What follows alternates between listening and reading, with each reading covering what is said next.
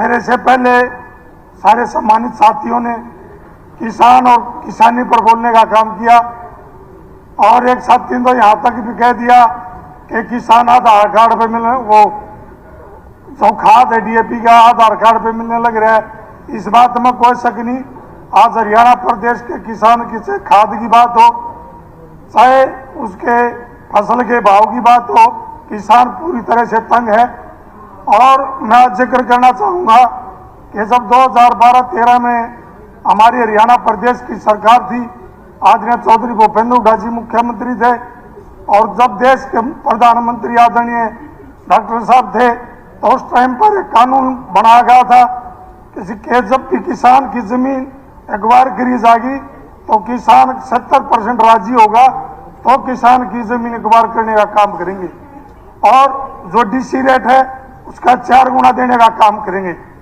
लेकिन आज दुर्भाग्य है कि हरियाणा प्रदेश की सरकार की मैं बात करूं, मेरे हल्के का गांव है कोड़ा गांव, आज बीपीएल की पाइपलाइन तेल की जो गुजरात से चलकर पानीपत आने का काम करेगी, तो किसान लगभग 4 महीने से वहां धरने पर बैठे हैं।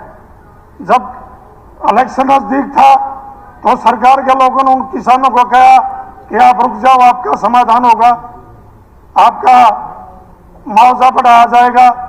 लेकिन क्यों ही सरकार बनी, उससे 4 दिन के बाद किसानों को वहां लठ मारने का काम किया गया। ऐसी ही हरियाणा प्रदेश की सरकार है।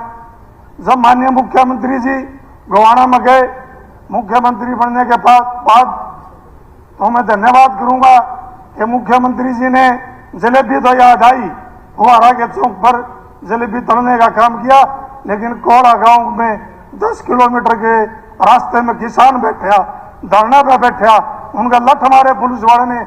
हमारी माताएं, हमारी बहनें, महिलाओं को पुलिस वाले ने लठ मारने का काम किया और बड़ौदा के थाने में गिरफ्तार करने का काम किया। माननीय मुख्यमंत्री जी ने वहां उनकी बात सुनने का भी काम नहीं किया।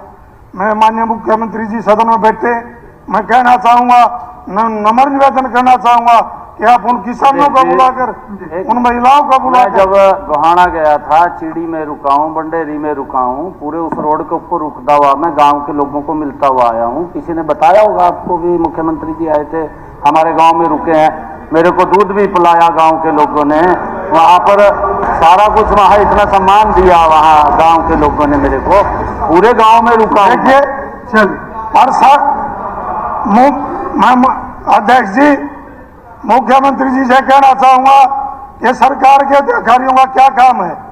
क्या अधिकारियों ने नहीं बताया आपको कि किसान धरने पर बैठे? उन्होंने ये नहीं बताया कि महिलाओं को लठ मार के विरोध थाने में रोका? उन्होंने नहीं बताया कि हमारी महिला 4 दिन तक हॉस्पिटल में दाखिल रही? उनका बताने का हक था, उनकी जिम्मेवारी थी, आपने पूछना चाहिए था। लेकिन मैं आज भी आपसे नम्र निवेदन करता हूं कि आप उन किसानों को बुलाकर, जो उनकी जायज मांग है, वो कोई गलत मांग नहीं मांग रही। पानीपत की बात करो तो 10 लाख प्रति एकड़ की बात उनको मुआवजा दिया जा रहा है। अगर हमारे गोवाना तहसील मेरे हल्के की बात करूं तो वहां भी 2 भागों में बांट दिया। 5 गांव को 2 लाख प्रति एकड़ के हिसाब से, 5 गांव को 50-60 हजार रुपये प्रति एकड़ के हिसाब से मुआवजा। हमारे आपने कई दिन पहले सुना भी था कि बीजेपी के एक बड़े नेता का बयान था कि बटोगे तो कटोगी। मैं आपको याद दिलाना चाहूंगा अध्यक्ष जी, अगर कोई ये काम करता है तो बीजेपी के नेता और बीजेपी की सरकार करती है। अगर इसका उदाहरण कहीं देखना तो हल्का बड़ौदा के कोड़ा गांव के किसानों में जो वहां बांटने का काम किया, एक गांव को 2 लाख का मुआवजा, एक गांव को 10 लाख का मुआवजा, क्या उस जमीन में कौन सा कितना फर्क है? ऐसा काम ना करें, आप किसान के साथ न्याय करें। मैं और भी कहना चाहूंगा कि जब किसान की बात आती है, बहुत बड़ी बड़ी बातें कही गई अभी भाषण में कि पहले की जो सरकार थी कि 2022 में आय दुगनी करेंगे, लेकिन आज किसान का कर्ज दुगना हो गया। आप किसान को राहत देने का काम करें, ये मैं आपसे पूरे निवेदन करूंगा। और फिर बात करी खिलाड़ियों की बात करी। हमारा जब ओलंपिक हो, चाहे एशियाड हो, चाहे एशियन गेम हो, कोई भी जब देश में खिलाड़ियों की बात आती है तो देश के 60 से 65% अगर कोई पदक लेके आता है तो इस हरियाणा प्रदेश के किसान और मजदूर का बेटा लेके आता है। पदक तो लेके आए, और जब वो दिल्ली एयरपोर्ट पर उतरते हैं तो वहां बड़े बड़े मंत्री, मुख्यमंत्री उनके स्वागत के लिए खड़े मिलते हैं। लेकिन जब अवार्ड की उनकी बात आई, से पैरा ओलंपिक की मैं जिक्र करूंगा कि आज तक जो ओलंपिक में गोल्ड ले गए चाहे सिल्वर ले गए, उनका आज तक अवार्ड नहीं देने का काम भी इस हरियाणा प्रदेश की सरकार ने नहीं किया। मैं कहना चाहूंगा मुख्यमंत्री जी आपसे कि आप जो खिलाड़ियों को अवार्ड नहीं मिला आज तक, उनको अवार्ड देने का भी इस हरियाणा प्रदेश की सरकार ने काम करना चाहिए। अगर मैं पहले की बात करूं, जब आदरणीय के पूर्व मुख्यमंत्री मनोहर लाल खट्टर जी थे, उन्होंने खिलाड़ियों के बारे में बड़ी बड़ी बातें जरूर की गई, लेकिन कोई भी बात उनके लिए पूरी नहीं की गई। अगर मैं जिक्र करूं खिलाड़ियों का, 2018 में जो हमारी पहले पदभाव की नीति थी, आदरणीय चौधरी भूपेंद्र हुड्डा जी ने लागू की थी, वो उसी की देन है कि आज जब खिलाड़ियों की बात आती है तो हरियाणा नंबर 1 होता है। लेकिन उस नीति को बदला, और जब नीति बनाएगी 2018 में, उस टाइम पर एशियाड में ओलंपिक में जो खिलाड़ी खेल गए, जो आपने नीति बनाई, उस नीति के तहत फार्म भरवाए गए और खिलाड़ियों ने अप्लाई किया, लेकिन आज तक भी उन खिलाड़ियों को, मैं अध्यक्ष जी कहना चाहूंगा, आज तक उन खिलाड़ियों को वहां नौकरी देने का काम नहीं किया गया।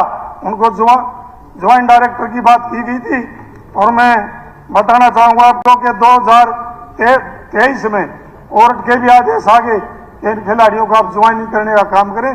कोर्ट के आदेश तक नहीं माने सरकार ने, आज भी वो खिलाड़ी नौकरी के लिए दर दर भटकने का काम करते हैं। मैं कहना चाहूंगा माननीय मुख्यमंत्री जी, आपने जब कोर्ट के भी आदेश हो गए, खिलाड़ियों की आप बड़ी बड़ी बातें भी कर रहे हो, तो उन खिलाड़ियों को नौकरी देने का भी काम आपने करना चाहिए। और पहले जब सरकार ने बीजेपी की, कंक्लूड कीजिए। एक मिनट जी, जब चुनाव था, मध्यवर्ती चुनाव किया, जब मैं जिक्र करूं 2020 में, तो मुख्यमंत्री जी ने वहां बहुत बड़ी बड़ी बातें करी थी, मनोहर लाल जी ने और सारे मंत्रियों ने, कि वहां जिक्र किया था कि जनता बटवाना को यूनिवर्सिटी बनाने का हम काम करेंगे।